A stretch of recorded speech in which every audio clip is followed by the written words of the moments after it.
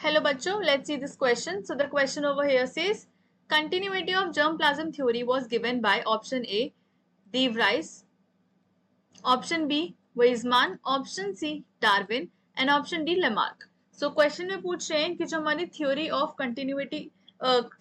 continuity of germplasm होती है, ये हमें किसने provide की थी? So the key concept here is continuity of germplasm theory. So अब हमारी continuity of germplasm theory क्या कहती है? So it states कि जब हमारी एक जनरेशन होती है वो दूसरी जनरेशन को पास ऑन करती है, चीजें वो कंटिन्यूअस रहता है. So जो इंफॉर्मेशन है वो लॉस नहीं होती.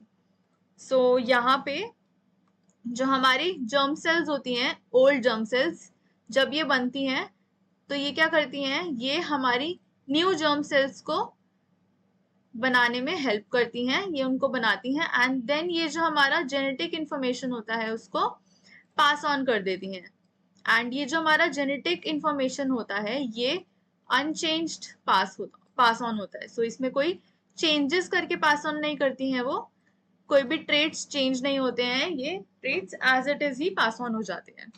सो ऑप्शंस देख लेते हैं. ऑप्शन नंबर ए जो हमें गिवन है वो है D Vries.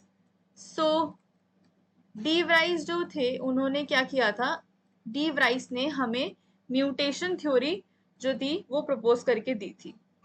So he propose the mutation theory and इसके साथ साथ इनका जो रोल था वो था in rediscovery of Mendel's law of inheritance.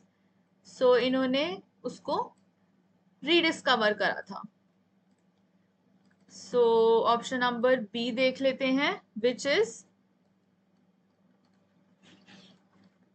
Weissman. So Weissman जो थे इन्होंने क्या किया था, वीजमैन ने इन लेट 19th सेंचुरी इन्होंने प्रपोज करी थी continuity of germplasm theory.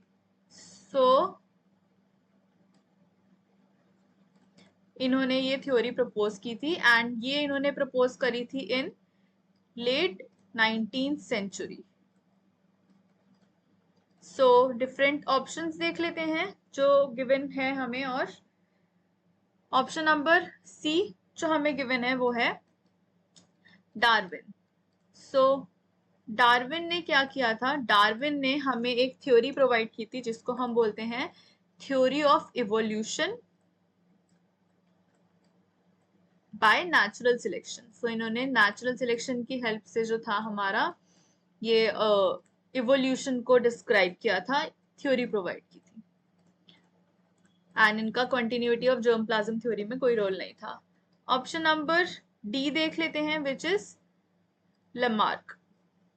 So Lamarck ने क्या किया था, लमार्क ने हमें एक थ्योरी प्रोवाइड की थी जिसको हम बोलते हैं theory of inheritance of acquired characteristics. Theory of inheritance of acquired characteristics. So therefore the correct option for this question is option number B, which is Weizmann. Hope you understood it well. Best of luck.